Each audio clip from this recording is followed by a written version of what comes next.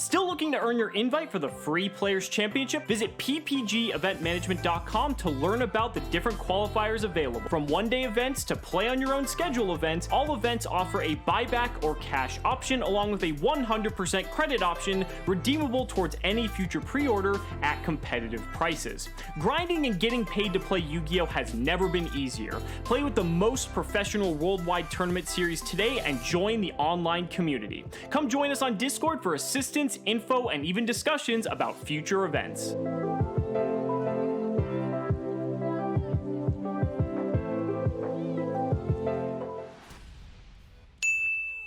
All right, welcome. We are in round 3 of the PPG Players Championship. This is the end of Season 2. Today we are going to crown a grand champion for the season here. All sorts of cash prizes on the line. We are joining this match right here at the beginning. We have Slushy in blue versus Pizza Maker CA in the red here, and we're starting off with a pot of extravagance. No cash prizes, I'm being informed. That's my mistake. We are seeing a pot of extravagance fired off here by Pizza Maker into a set 1. I am Jacob, also known as Mambo from Team Mambo, joined today by Stevie Blunder. And what do we think so far from what we've seen today? We're doing good, and looks like we're seeing, I believe this is Guru versus Madolche, if I recall correctly. And yes, there is no cash prizing today, but we are first place is receiving 50 Domino's gift cards for 2 topping pizzas. We're not actually affiliated with Domino's, but we are sponsored by Ultimate Guard, Gem Playmats, and Dragon Ink for many Yu-Gi-Oh related cash prizes. And it looks like the evenly is going to get Solemn Judgments at really fast pace coming out from both players, with the Petting Sessor coming out. And Tikaboo, interestingly enough. Slushy, pretty much I think you were dead on. This does look bad. Judging by the cards we're seeing, this is quite clearly a Guru deck here. And Slushy, very well known as probably the best Madolche player, at least that we see at these PPG events, and they're opening up quite strongly here, evenly matched in the main deck as a tech to Madolche being one of the strongest Go Second decks around right now for sure. Their ability to OTK and of course Tiaramisu in particular is such a powerful tool. Yeah, definitely. Madolche honestly just has so many play starters in itself, so many ways to get his engine just up and running with one card. But the thing is that if that one play starter does get interrupted, it's very, very difficult for them to keep pushing onwards. And I think they only have really one real extender for getting their play started. It's a Madolche and Prince and the level 4 special summon, I believe. This one, Petting Sessor. Yeah, normally in this scenario, Petting, if you have no monsters in your graveyard, you can special summon from the hand, and then when this card is special summoned, or if this card is special summoned, you can special summon a Madolche monster from your deck and then reduce its level by 1. Normally, you'd like to get the Pudding Cess here, and that would open up some of your Xyz plays into Chocolate Lava mode and so on and so forth. But right now, that there can be only one. Fairy is the type of, I think all of the Madolche extra deck monsters shares the type with Angeli, Pudding Cess. So this is actually this might just stop them completely in their tracks. Yeah, Madolche can, their main deck actually doesn't really play too much into the, they're not bogged down too much by there can be only one, but definitely their extra deck. It's gonna be very rough, but it's looking like the Magic Lead's gonna come out, but it might honestly just be for the body. That would it's tough here. It's not terrible because you're not completely locked out of still getting monsters on the board, but your combo pieces suffer heavily. Even Hoot Cake would have been about the only other option there, but that also wouldn't have done much as there's no monsters in the graveyard to banish. And we're seeing another Floodgate here in Gozen match, which fortunately does not affect either player much. Yeah, all the Madolches are Earths, I believe, which is very, very nice. And considering the Madolche extra deck doesn't really have any room for non-Madolches, that Gozen match is honestly not going to be doing too much. It's quite common you see Madolche decks these days opt for even Pot of Extravagance, since there's really a small cards you need in there. Tiramisu, the Glass Souffle, Chocolate a la Mode, and then a handful of the Fresh Sistart, the Link 2. Those are usually the only cards you'll see in there, plus a couple of extras. You can technically play things like Access Code Talk, or Celine even is an option, as you do have one spellcaster in the deck in Madolche. Yeah, definitely. Yeah, Madolche, even though their extra deck is not flexible, their plays certainly are, but we are going to see the Infinite Permanence be negating the Gru. Bit Telegraphs is a one set in the same column as of the... There can be only one. But looks like the Nemesis Archer is going to be shuffling away? I wonder why. I believe it's only if it battles a face-down defense position monster. Oh wait, no, they're being sent to the graveyard. Time. Yeah, probably just saving time with the Madolche effects. These two, I believe, are in chat, just saving some time there. And it looks like this is a Pot of Extravagance in the deck as they rip it off the top here. And they could potentially find another evenly match. It could be interesting here.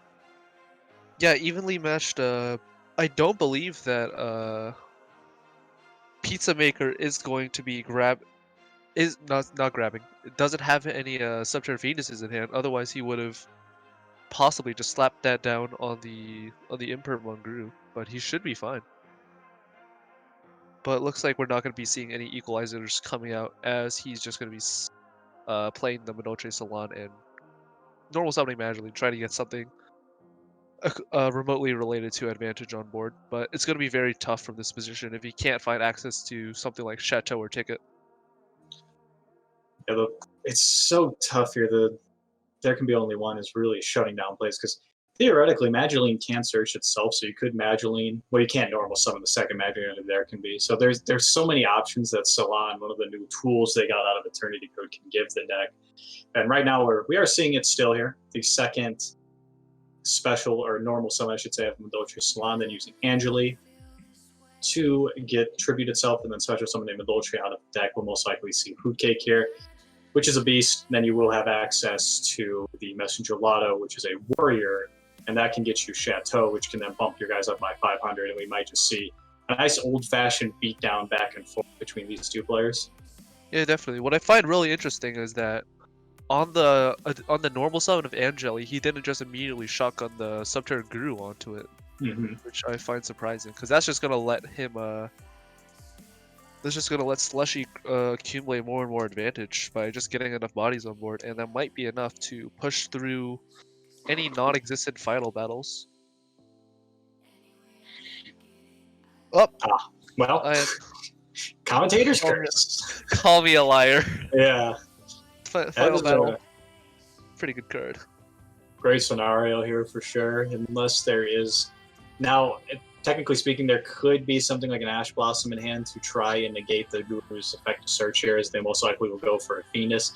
It's fairly uncommon, I'd say, for Madolches to play hand traps. There are a handful of builds. There's kind of two trains of thought with the Madolche deck. There's the build that is almost completely revolved around establishing just your OTK going second, or try to set up what they call the wall, setting up your board with Chateau, Salon, Promenade, Ticket, and all of the monsters. And then there's also a nice little package where you could play things like Ash Blossom and then use Glass Souffle to continuously recur the hand traps to hand Chateau's effect. Yeah, definitely. It's going to be however, I do believe that Slushy is on the wall build, and playing into boards, it's definitely really tough. Well, I mean, the OTK version is pretty difficult to play into boards as well, but not nearly as much as this particular one. So it looks like he's going to be grabbing the Fiendus, going to set up a nice little resource loop. And if I were him, yeah, I'd just be negating that Hoot Cake. Yeah, small little miscommunication there. Blake Slushy thought that the chain of the final battle was in chain to Madolche Hoot Cake. They cleared it up. It was on the summon of Hoot Cake, which means that Guru would then resolve on a new chain, grabbing Fiendus, and then being able to use the Fiendus against Hoot Cake. And at this point, this is where these control decks like Guru YuGiOh, and as we've seen today with Altergeist, really thrive once they manage to get ahead and advantage like this. Yeah, definitely. Adding the Cave Clash, it's a one of not a lot of people play it, mainly because it's sort of seen as like a win more card, but when this card's on the field and your opponent doesn't really have any responses, you know this game's pretty rough. It's been a rough spot. Think they'll activate the Nemesis effect to shuffle back into deck? Yeah, definitely, bro. Now I wonder. You don't want Madolche getting grave set up. Anyway, sorry. Please continue. Yeah. I had to read it real quick, so I apologize because I had the point there. But yeah, funnily enough, the Madolche being shuffled face down from the Nemesis Archer. I'm not sure exactly since it was face down, but the Salon does trigger when a Madolche is shuffled into the deck or added to hand, and it is a mandatory effect, so it will fire here. Yeah, it should work that way. That's gonna get him to prominate, and that might give him the turn he needs in order to push, in order to negate that Madolche. Not Madolche, that there can be only one. Promenade, another great tool that Madolche got out of Eternity Code, being able to negate any card on the field and also allowing them some graveyard recovery. And great, particularly in this scenario, is you have an Angeli as your target to add back off of the Promenade. So, looks like... Oh yeah, this Food Cake was summoned by the effect of Angeli, so it's not destroyed by battle. Angeli has that effect? Yeah, another one of those little hidden lines of text, granted effect. Yeah, that you can sometimes just lose the game to. I refuse to believe that any card does anything other than enable FTKs. Protection in archetype searchability. What's that? Looks like he's gonna be using Subterrors, gonna bucket itself face down along with the Hoop Cake, I believe. Yeah, that will essentially get rid of the protection here. Now, the Guru has already attacked, so they won't be able to swing in again, assuming that, Celestia is going to say, no, you can't take that back, which I'd be shocked. Now, I believe this Guru has already activated its effect. It got Cave Clash this turn, didn't it? Yes, it did get the Cave Clash in order to, search out that Fiendus earlier. Yeah. Cave Clash, and you talked about it a bit, it is an interesting tech. Like you said, mostly a one-of. I think its main use is it's just more or less a Subterror card. So that gives you something to enable the quick effect of Guru on your opponent's turn. And technically speaking, it is a way to recover Fiendus. However, in this scenario, they actually, since they couldn't inflict any damage or destroy an opponent's monster by battle or anything, they weren't able to recover this Fiendus, so now, unless they have another one in hand, they're a little bit stuck. Yeah, definitely. It's pretty rough for Pizza Maker right now. Hoot Cake can definitely just... Can Hoot Cake search Magically? Yes, it can. It can. Hoot Cake will summon to the board. They're going to be able to banish the Angeli. I actually don't know. I don't think it does banish from Cost. It does not. Yeah, what I think Slushy could do, like a cute play he could have in mind is he could use the effect of Hoot Cake to, well, before it got bucked. Yeah. To bounce, to like bring out Magically from deck, bounce it with Promenade, and then just like normal summon it, and just honestly just get off to the races with that. I like that play a lot.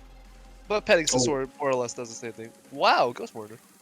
Ghost Mourner in the main, I like that. Ghost Mourner, it's interesting. This card is answered by Call by the Grid, but Ghost Mourner essentially being, they're sort of now the trinity, I guess, of Effect Veiler cards. Effect Veiler itself, Impermanent, and Ghost Mourner.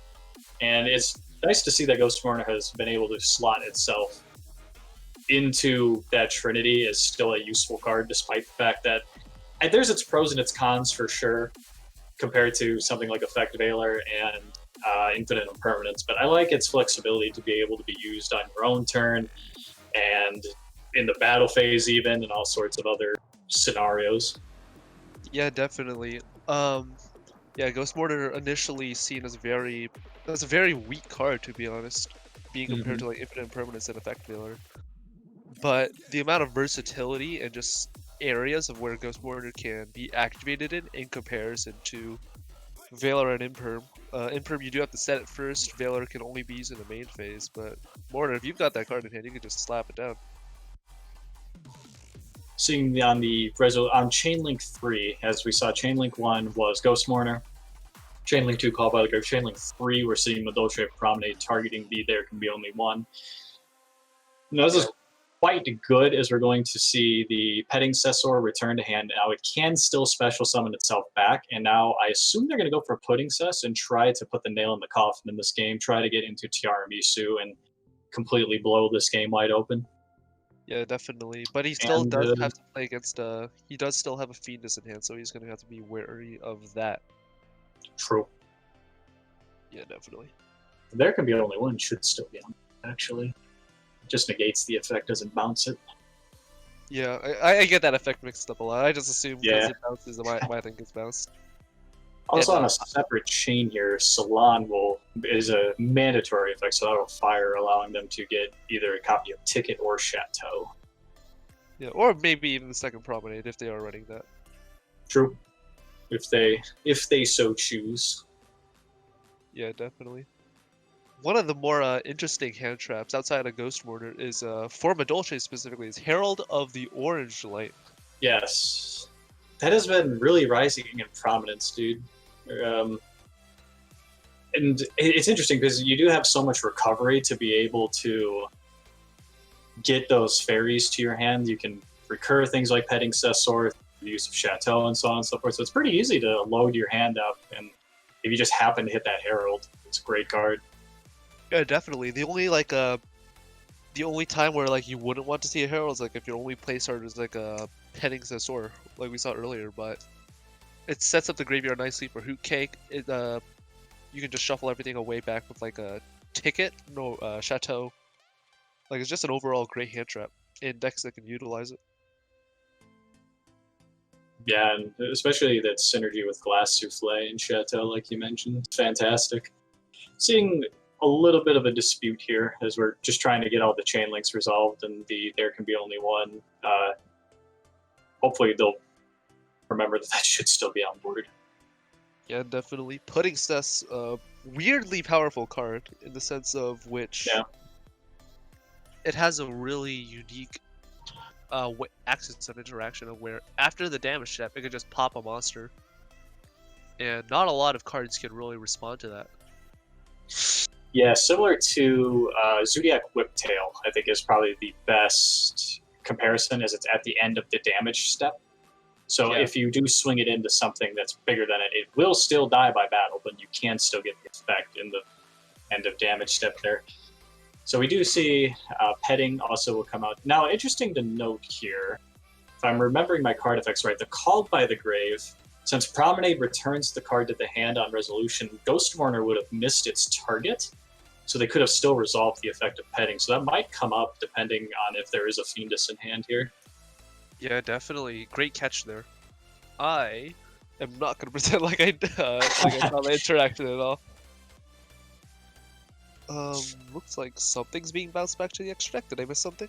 Salon is supposed to trigger mandatory, and this There Can Be Only One is supposed to still be on. I'm gonna message them and get that one figured out. Yeah, it looks like they just caught that with the effect of Madolche Salon. Yeah, they're going to go for Ticket here, which is fantastic, because now they will get another extender here if they do decide that they want to continue to go with the Tiramisu play. Yeah, definitely. Ticket, one of those cards, just incredibly powerful. Being able to just recur, grab all your play starters, especially with the shuffle back from Chateau. They're just going to be as well as the Madolches shuffling themselves back from the graveyard. Just going to be straight up adding it back to hand. Just going to set up a very nice resource loop. Yeah, absolutely. Looks like he's... Sorry. Looks like he's just going to be flipping up the final battle onto the Gru. Maybe grabbing a Fiendus. Or maybe even a new Mostrix. But I've seen a lot of Subterror builds just start cutting the Mostrix since it doesn't really have too much playability, but it's still a name and is arguably the best Subterror. Subterror bosses. Without a doubt, yeah, Umastrix. There's just those scenarios where you can sort of loop the Umastrix up and down every turn during your turn and during your opponent's turn with Final Battle, and can really squeeze your opponent out of the game. Kind of similar to the way Madolche can do in Altergeist. Yeah, definitely. Man, can you imagine though if Subterror Final Battle, if it didn't reset itself, how much worse Guru would be? Like this as a deck. I just kind of want to believe that Final Battle is just a continuous spell. I'm gonna continuous trap in everything but game. Yeah, no MST is negating that. You ever realize like how many like just an insane Subterror like boss monsters that they have that they just decide not to play because like most of them don't have like as amazing effects? Sorry, I was trying to clear up the little... Trying to get this There Can Be Only One back on board, but what was the question there? Oh yeah, no worries. Great catch, by the way, earlier. But just you ever just like realize how many like powerful boss monsters just like Subterrors have that they just don't play? Yeah. There are, what is it? I can't remember the names because their names are just horrible to try and pronounce. The full what is it called? Hold on, I have a nice little so you have the Ultramophis is actually pretty good if I remember right. I think that's like a Book of Eclipse. Yeah, essentially. Yeah.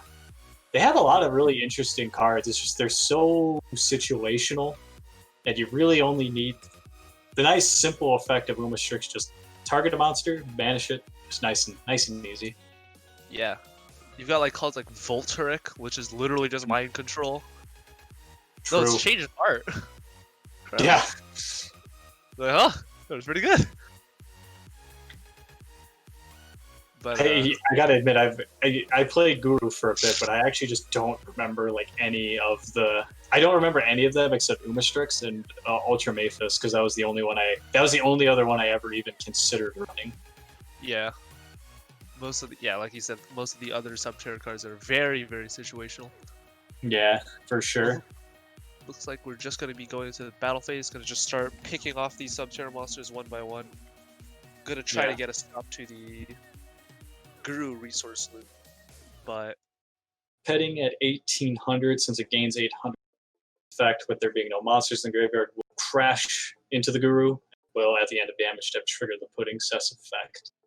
Yeah, I wonder, what do you get rid of here? Do you just get rid of that There Can Be Only One and just not have to worry about it anymore? Or do you take away one of the cards you don't know about and then use Tiramisu? I definitely just be trying to get rid of that There Can Be Only One.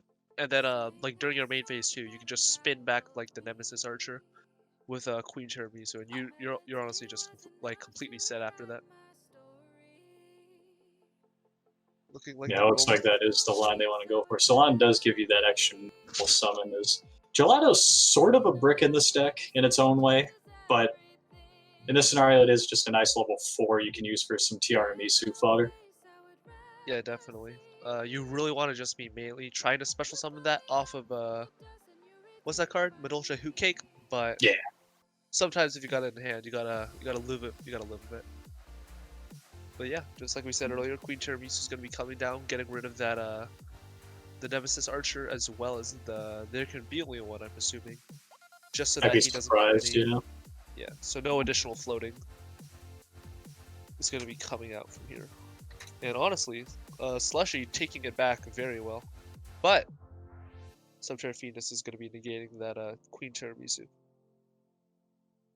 Unfortunately, not able to get the Glass Souffle to get that extra level of protection, and the Nibiru is going to be coming down. Nibiru only tributes face-up monsters, which I didn't know for like the longest time. I just assumed it killed everything. And then before that, I just assumed it was only your opponent's monsters. Well, yeah, it's kind of like you learned in high school. If there's like, you know, a meteor coming, you just hide under the desk. You'll be fine. Yeah, definitely. Hold on to a pillar. Yeah, stand underneath the doorway. Yeah.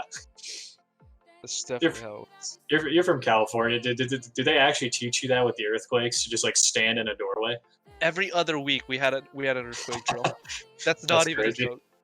Like they were just like, all right, earthquake drill time, and we're like, why? And they're like, we live on a fault line, and I'm like, yeah, that makes sense. Yeah, fair enough. Now, Uh, the token here is 3,900 attack, 3,600 defense, so it is too big. Yeah, it's actually Oh, one of the problems that Subterror actually has is they don't have a clean out to the Nibiru token outside of Umastrix, because usually in most situations, like 99% of situations where you're going to be using Nibiru, it's going to be on like a huge board, it's going to create this huge token. But yeah, outside of Umastrix, they honestly can't even remove it. And like we said earlier, a lot of builds are trying to shave off the Umastrix yeah. in hopes of like a, I don't know, like an additional floodgate or like a hand trap, but because it doesn't Probably. really, it's not too impactful and it's not incredibly easy to get out. Definitely. If there's any one thing I remember playing Guru for just the 2 or 3 weeks I did is I remember just pouring through the card. I was like, there's just got to be a way to get Hidden City in my hand more frequently. Yeah, I remember I saw a deck profile one time. They were running a set rotation just to Mhm. just to get it out just a little bit further. So I know the Guru lists have started opting for that as well, depending on the format, of course, but in the traditional format, well, I guess advanced format is the more correct term, but they've started running Necro Valley as well as a set rotation target to beat the Eldritch matchup and to also help against Block Dragon. yeah, Necro Valley is one of those cards that just sees a very fringe format play. Mm-hmm. Format play, but definitely it does have its formats where it just absolutely shines. Like during Orcus, like Salamangreat format, that card was like incredible. I used to run it in True Dracos. It's just like a side deck card. And I was like, oh, so good. Mm-hmm. Yeah, I remember the last regional I was able to do well at. What was I gonna say? The True Draco. I really only did well because nobody realized how good Dragonic Diagram was. Yeah, who would have And that is guessed? why it is now my favorite card. Is it actually your favorite card? Yeah, I love Diagram. I love like the lore behind it. I like the art a lot. True Draco is one of my favorite archetypes. I love that card. I will never pretend to understand True Draco lore. It has to do something with like parallel universes. That's Yeah, all I know. I don't know much about it. I haven't really like read on it, but I know that there's like the Zodiacs are involved, and then like Masterpiece shows up to like slay. It's sick. Yeah, definitely. Like if I had to choose like a favorite card, it would probably easily either like Brilliant Fusion or King of the Skull Servants. King of the Skull Servants, really. Yeah, it's I have like a lot of childhood memories of that card. Like Mhm. I remember like as a kid, like I read King of the Skull Servants. I was like, this card is broken. Then I read like Skull Servant, like I see this deck might suck. Maybe a little. And then like when I was just getting back into the game, I think about a bit over a year ago, I was Mhm. like, you know what, we're gonna try and build a Skull Servants. And I had the absolute worst deck building. I ran like 52 cards. I ran a magical stone excavation because the logic was I could discard White Prince, add back like Charge of the Light Brigade or something like that. That actually sounds pretty good. Charge A is lot just of a good card. a lot of things sound good on paper. I remember you did pass me that saucy 60 card Eldritch. Yeah, that Eldritch Lightborn Lightborn Skull Skull. Servant. That's sick. It is. I was just like, yo, you can summon King of the Skull Servant with this Scarlet. It's insane. Getting back to our game here, just to catch everybody back up to speed who might not be quite catching it, we did see the Madolche Promenade was activated on Goes and Match, as they are currently locked under lights thanks to the Nibiru token. Was able to bounce back the Angeli to hand. That triggered the Salon and the ticket. Chateau shuffles everything back, and then the Angeli was summoned and then met swiftly by a Solemn Strike, and now we're pretty well caught up. And then, of course, the Nemesis Archer was flipped face up by Final Battle, and here we are. Yeah, what you were saying about the Gozen match and Nibiru being light, was he actually allowed to even activate? No, Actually, you know what? Yeah, You're how is right. how is that Nemesis Archer face up? You know what? You're correct. Good catch. You're the one who brought it up. Let's let these players know about this. How Oh, no, wait. No, the Gozen was negated by. Oh, okay. My bad. But, Okay, but good look though. yeah, so like next turn they're gonna have to keep that in mind. Yes. And because Nemesis Archer is not being sent by a card effect, it is a game mechanic being in place by Gozen match. He will not get the float, which is something to keep in mind. Correct. Good look though. There is just now there can be only one that is posing a little bit of an issue here. They've played around it rather well. Hoot Cake was normal summon, Petting Cessor was special summon, and then that grabbed the Messenger Lotto out of deck, which then added another spell and trap card. They are pretty well out of promenades. I don't imagine they play a third copy. I should have been paying more attention, but we're going to go to battle phase here. And this token, to remind, is at 3,900 attack points. So this would be game, actually. Yeah, it's looking like it's just over. But there is the float from Nemesis Archer. Ah, true. They have already burned their final battle, though. They could have summoned the Guru, and then in damage step, when the Guru gets flipped face up, could have modified the attack. Yeah, it's looking.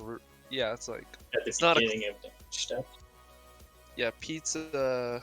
Yeah, Pizza honestly just holding on just like barely by a thread. Now, if they do have the Umastrix in deck, damage step Herald of Orange, which is able to be activated here. Yeah, you called that. Good read. Yeah, we were just talking about this card earlier. Incredibly powerful card, but just has very niche utility because fairy monsters are not really seen outside of any deck really. Like there was counter fairies, there was a pure herald, and then there's Madolche. But yeah. Yeah, and yeah, just very cool tech. I always wondered exactly how do they really pull off the Herald, but when you look at the ability that this deck has to just recycle all of these cards, every single card in the deck can recycle itself. So it's a really cool tech. Definitely. And that should be game, yeah. Slushy coming back from a really difficult position, having to face down getting Nibiru midway that turn, as well as early, very, very early Tikaboo manages to clutch one out. Madolche Promenade has really, and Salon, we got to see both of the new cards out of Eternity Code really showing why those cards have pushed Madolche into actual tiered relevance in both formats. So particularly its good matchup against Eldritch decks, but its grind game is incredible. Its the initial setup, the wall as they call it, is also quite incredible. It's basically more or less impervious to Dark Ruler no more. It can play around Lightning Storm thanks to Sistart's protection. It's a very incredible deck. Yeah, who thinks that searchable negation and protection is pretty good. Yeah. It's pretty up there. Wow, the immediate pass, no hesitation from Slushy. Quite interesting. I guess like no normal summons. It's hard to say. It's interesting because these are the kind of situations where you kind of have to start thinking, okay, well, why would they do that? Because Madolche does have 9. They have a bunch of starters. Mageline, Petting Cessor, and Angeli all basically can get you to the exact same end board of all of the setup we've been talking about: Salon, Ticket, Promenade, and Chateau, along with Sistart pointing to something like Glass Souffle. But right now, they just go ahead and pass. So you have to assume that there's maybe just a bunch of hand traps, or they're just hard playing around something like evenly matched. And hey, there's Umastrix. Looks like they were running Umastrix. I thought that they weren't running it, but I mean, like a lot of builds. The camp's pretty divided on decks that are running it versus decks that aren't. I think I would still play it these days. It's also just quite a very, very big body as well for your final battle. Yeah, definitely. 47. Yeah, Guru does suffer from that issue of not really being able to OTK like in any capacity. They have a extreme lack of like offensive pressure outside of final battle, of course. Ah, I think we're about to see the reason why Slushy did not have much to go off of here. And wow, double final battle. So Slushy declared the end of main phase once. We're seeing 2 final battles, and Fiendus can use its effect from field to negate what is most likely going to be an evenly matched. Yeah, definitely. Is Zumastrix mandatory? I think I can't remember. Let's find out. Oh, it's not. It's not. I Yeah. was like, oh, that would be funny if it was just like force the trigger. Fortunately, it's also can only target opponents' monsters, so wouldn't have missed out too bad. That's And that'll still be in the this. Okay, so this might have been a hard bait. I wonder if they said battle phase and then they go, okay, end of main phase 1. I want to flip my guy's face up because they did not agree at start step of battle or anything like that. Yeah, Pizza. Yeah, Slushy only asked if it was okay to go into the battle phase. If I'm interpreting this correctly, he never said that he was directly entering the battle phase. But it looks like they're going to be entering that right now. And both final battles are out of the picture. It's going to be really rough for Pizza Maker because I think Guru only runs 2 final battles since it's still like immensely searchable. That is the normal amount, yeah. Now, I believe it is, you can recur it. I think the Cave Clash adds back a Subterror card, if I remember correctly. I'll double check that, but yeah, Cave Clash, if that It is. Yeah. Really powerful card. Huh. Yeah. Yeah, Cave Clash is just that weird card that comes up every so often that can just win you the game. Yeah, and like we saw earlier, he is running it as the one-of, but getting the Hidden City Ash means that, as well as having to normal summon the Fiendus earlier, means that he just doesn't have it in hand. So it's gonna be, looks like we're just gonna see some reptile beatdown with these monsters. Yes, the actual only good reptile monster, Subterror, Behemoth, and Mistrix. Are you saying that my alien shock troopers is not tier 0? That's not exactly what I'm saying, but I am saying that. Oh my god. Poor aliens. Poor reptiles, to be honest. Yeah. Don't worry. They have snake rain. Just that's just a bullet in the chamber someday. We all know it. I don't think there's a single reptile card that has a graveyard effect. Funny enough. Yet. It's like I said, bullet in the chamber. Konami's just waiting to fire it. One day the lizard people will infiltrate. Yeah. There is the evenly match this time. Fiendus will negate. Ooh, that's a called by, but but Fiendus does send for cost. Yes, it does. No, it doesn't send for cost. Nope, never mind. Yeah. I'm a liar. Targets and sends, yes. So that will do it. Oops. Yeah, but that evenly is not. Now, interestingly enough, though, they had a chain call by. They get to keep 2 cards. Yeah, I would honestly, I would have just held it. Wait. Oh. Yeah, okay, they caught it. Yeah, they're catching it. I honestly would have just held the called by, because there's not really a point in Yeah.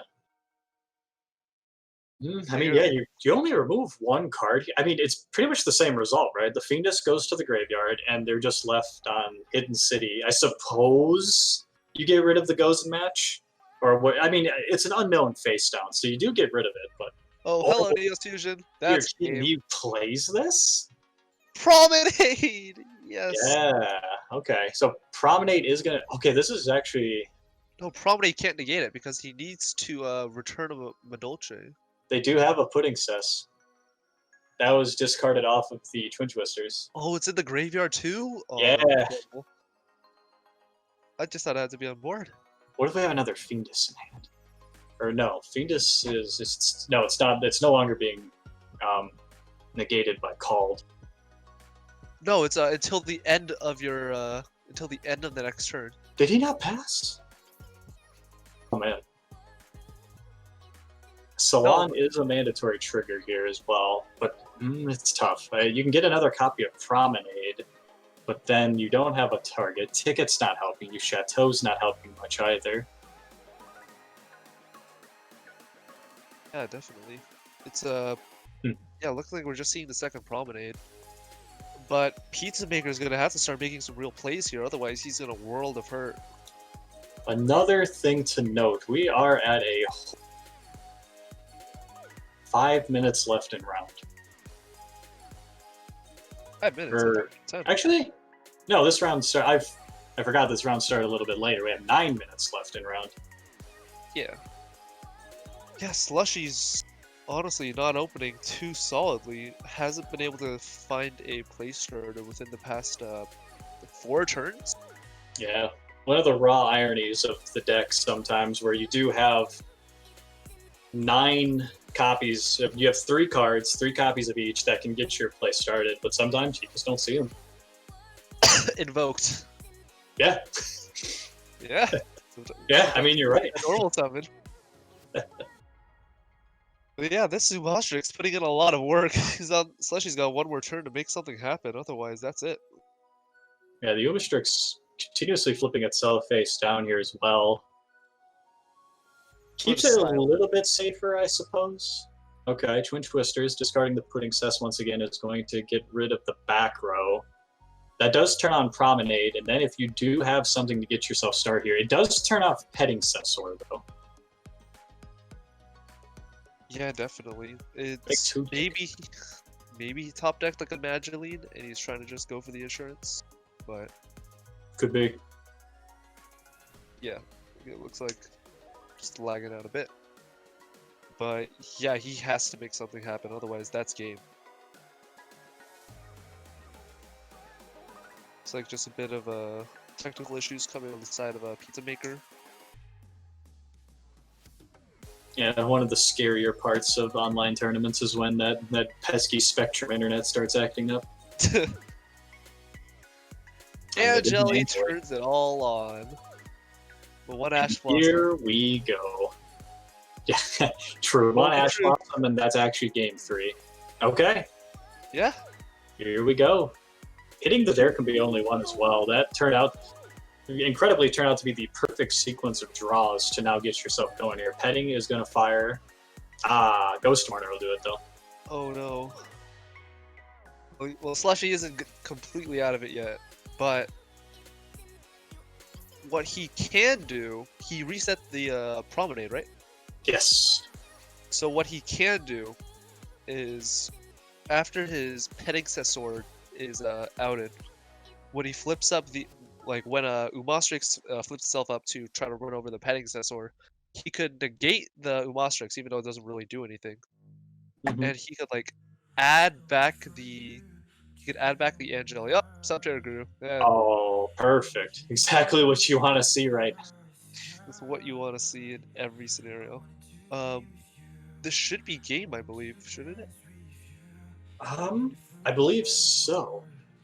Actually just going to battle, playing it slow here. Interesting. Not going to be flipping up the whatever it's called.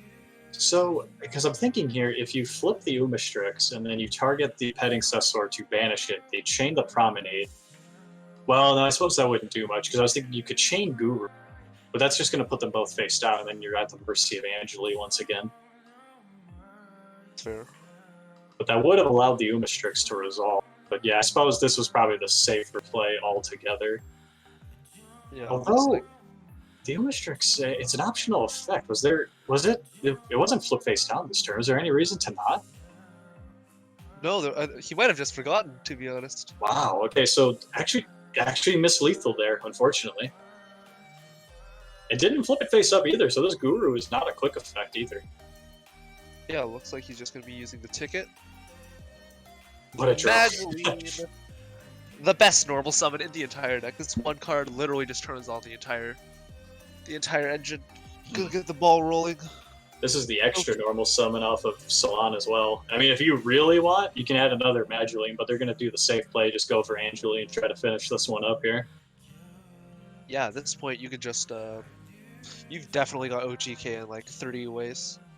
We had to have missed something. The Umastrix not being face up is curious to me. Yeah, I can't... Yeah, that Umastrix got flipped face down by the Hidden City. Mm-hmm. Slushy Twin Twister on the following turn. hitting the there can be only one as well as the hitting city. And yeah, he just decided not to. Maybe he just really didn't want his opponent to add back Angeli and was like hoping that he had to force them on the draw. But he could have just like, if he really didn't have anything else, he could have just end phased Promenade to just negate Guru for just the heck of it. Just Oh, you know, could be a Nibiru. Could have tried to play it so where the Nibiru could be turned on, but even then, see. But so heads up. but even then, it's I feel like because you could have still had your Guru Crook effect, flipped one of them face down, flipped it next turn, got Phoenix, but this is still plenty good enough. Umastrix, actually, no, this is probably smarter because now Umastrix gets rid of the token, assuming this turns off the play. Yeah, but this is only in the scenario of where there is a, what's it called? There's a Nibiru. That's the only scenario of which I think that this is okay, but on the other hand, he could have just won the game. Yeah. What was actually crazier is you could have swung in, the Umastrix could have ended the game last turn, and then you could have flipped both the Guru and the Umastrix face down, also had the quick effect available, and then had Nibiru and kept your Umastrix and your Guru. And honestly, but Nibiru is quite good. I think that ought to do it, though. If he does have it in hand, this might just be like the biggest bluff of like the 20th century. They do have another normal summon. Yes, they do. Unless they use that on Angeli, unless I'm missing something. You're right. Yes, man, Mageline and Angeli, you're correct. Yeah, so Slashy's honestly going in for the all-in play. Maybe if Umastrix go to battle quickly now. Maybe if like that last card in hand is like Herald of the Orange Light and Slushy can add a fairy back to hand, but that's just like yeah, no, I think this ought to do it. It's looking rough. It's looking tough. But no, we know that last card in hand is the Madolche Chateau. That's it. I was trying to remember. Yeah. But I don't think even... Yeah, he doesn't have enough attack power to even hit over the Umastrix.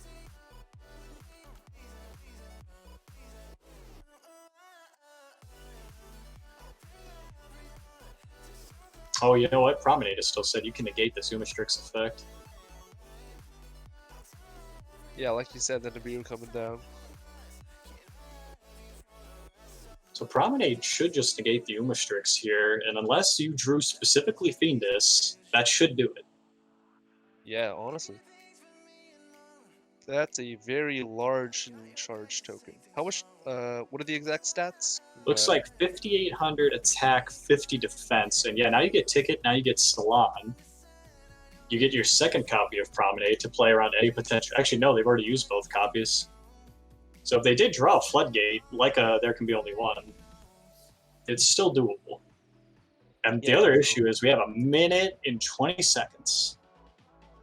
Yeah, Slushy's gonna have to really have to clutch this out. Yeah, they Tiara Misu as quickly as possible and get into battle phase with that Chateau up. Yep. So we are under the Konami rules. Yeah, I think after that he should be able to manage to win the game. If he does manage to even make it into his battle phase, of course. We're running very close on time. I think just under a minute. Mm-hmm. Yeah, it looks like the official count is 46 seconds and counting. Ticking down, looking like pizza makers thinking very hard. They're going to shift the Nibiru to defense position. Now, technically speaking, you are allowed 30 seconds per play, but they do have to continuously advance the game state here. So at this point, they do need to pass their turn, lest they be awarded a slow play warning. There you go. Yeah. And unfortunately, I don't think we have quite enough time, so this one might find itself ending in a draw. Unless Slushy's got the copy-paste bid. The entire Madolche combo. Yeah. And his opponent's just, I guess, right here, I'll fiend this. But looks like he might just have it just barely enough time. That is time on round. Yeah, just A right draw. there. Quite unfortunate for Slushy. Had the commanding lead in this final stretch, but unfortunately. A well-played game on both sides. Just that small misstep could have got us into game 3, but take the draw here. You move on. That does still give you a good record for later on in the tournament here. Yeah, definitely. It's yeah, no one really likes tie. Wise man once said a tie is like kissing your sister. But... I've heard that saying before. But the kids these days, that one is apparently a little bit sketchy, I guess. Yeah, we're gonna head to a commercial break. That is the end of round 3 here at the PPG Players Championship, our Season 2 championship. We are going to tally the results from round 3, head into round 4. In the meantime, check out ppgeventmanagement.com, where you can get yourself signed up for the free weeklies, get yourself in the Discord to do daily tournaments, and you can get yourself involved, honestly. We still got a lot of online Yu-Gi-Oh! To be played. Season 3 coming up soon. Definitely check out our sponsors, Ultimate Guard and Dragon Inc., who are giving us our prize for this event. I'm Jacob, also known as Mambo from Team Mambo, joined today by Stevie Blender. You want to give us the final sign-off here? Yep, everyone be sure to just stay tuned. We'll be back next round with tons of more exciting matches to come. Still looking to earn your invite? Hey everyone! If you're enjoying the coverage of the Pro Play Tour Online series, just remember, you can play in one yourself. Every Thursday you can enter our free weekly 64-player tournament with invites to the entire Top Cut. Every Saturday is our weekend championship, where you can enter a YCS-type event with 100% payout and even a cash payout option. The more players, the bigger the prizes. Can't commit time to play in our one-day events? We also host multiple 8-man pods daily, ready to fire on demand on your own schedule. All these events award invites to our free invite-only Players Championship with prizes supplied by our sponsors. For more information, visit ppgeventmanagement.com and come play with the pros.